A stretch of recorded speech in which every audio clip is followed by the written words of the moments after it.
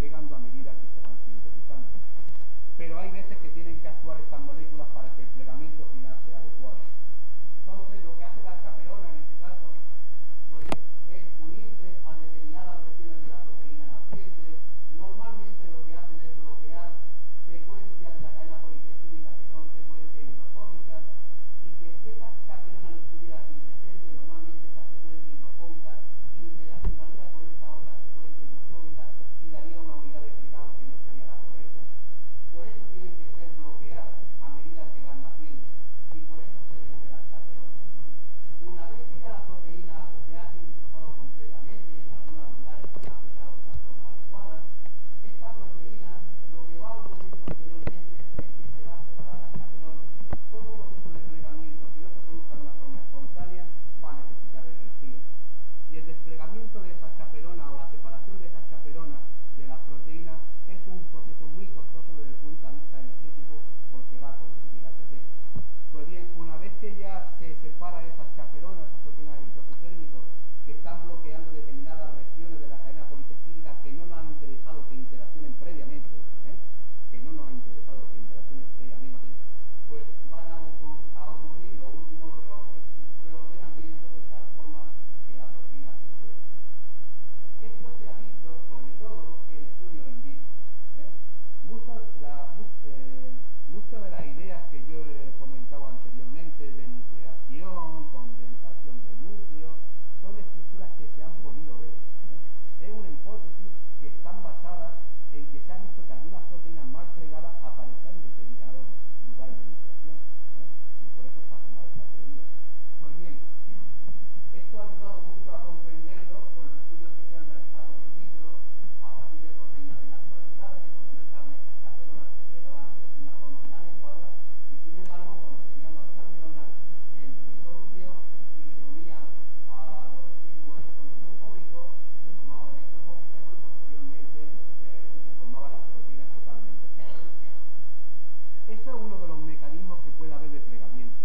Y otras veces lo que simplemente hacen las chaperonas es acompañar a la proteína naciente que está todavía desplegada hasta otras moléculas que se llaman chaperoninas.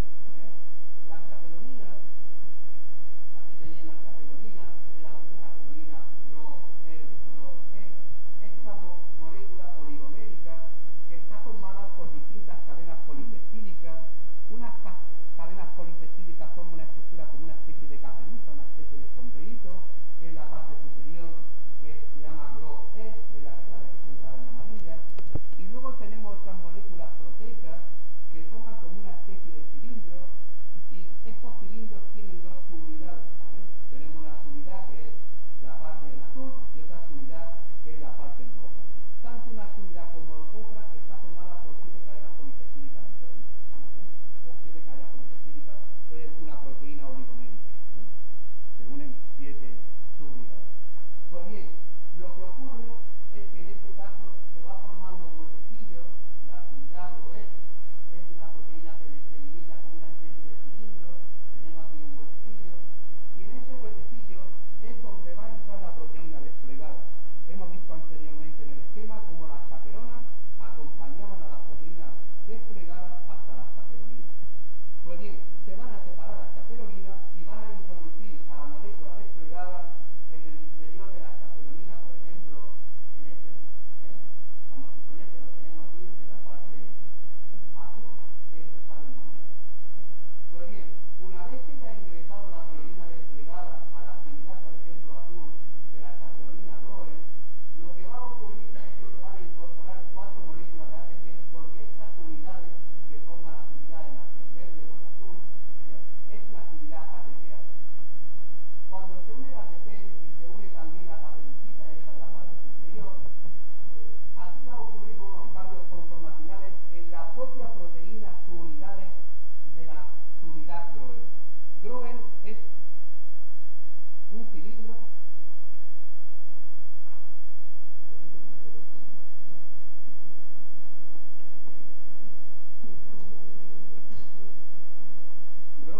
como una especie de cilindro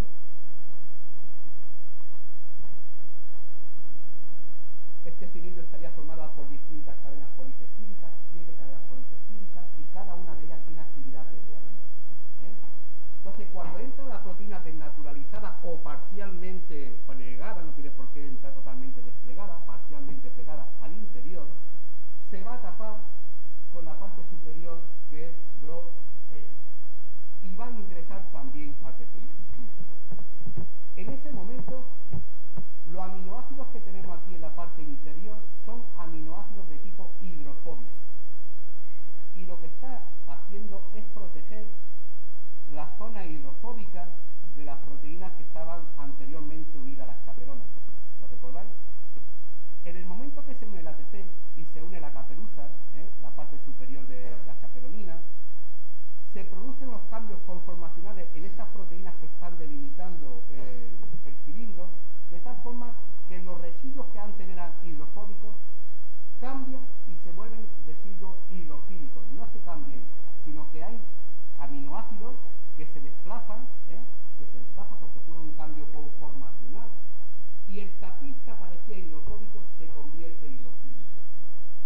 En ese momento, ¿qué es lo que va a ocurrir? Lo que va a ocurrir simplemente es que los radicales hidrofóbicos, al encontrarse ahora con residuos hidrofílicos, van a cambiar su lugar de localización. La proteína con eso se va a pegar. ¿De acuerdo? Entonces, lo que vemos aquí en el esquemita, tratado del tema de Génesis, es que la proteína es parcialmente desplegada, se une a la parte superior de GROE, se une el ATP y la caperuza, hay un cambio conformacional en esta unidad y la proteína, como consecuencia de ese cambio conformacional y de la hidrólisis del ATP, llega de una forma habitual. Posteriormente, lo que va a ocurrir es que se separa la caperuza de las chaperoninas y la proteína sale a la exterior. Este es un mecanismo que también podemos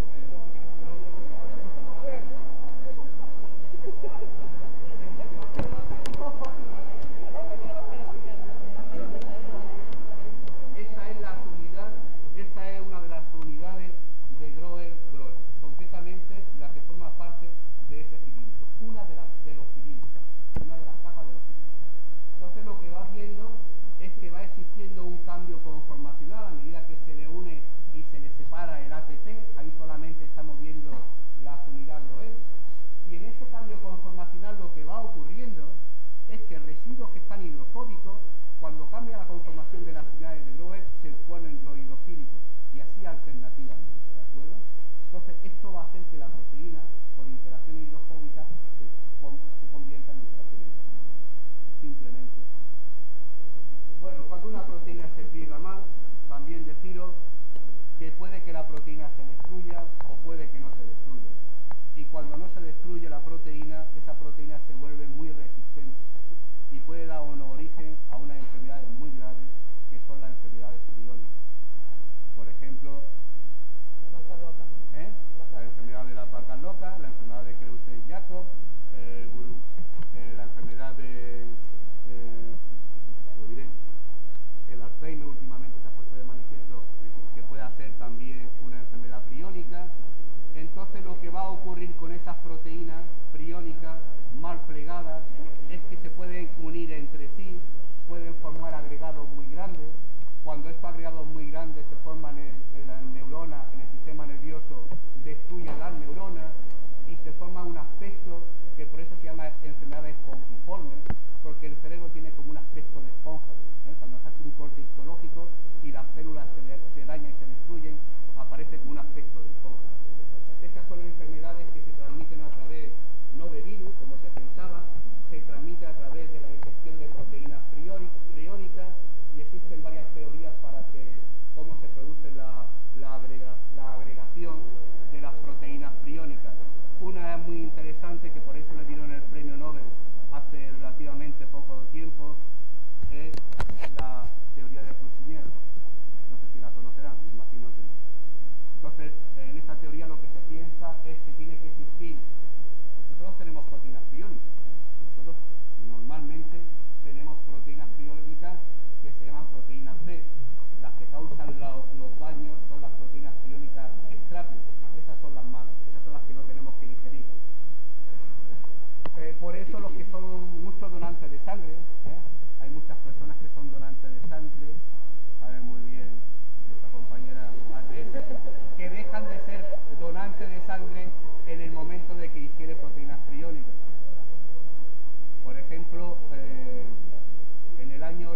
tanto, en Londres pues hubo la célebre enfermedad de las vacas locas. Ah, perdón.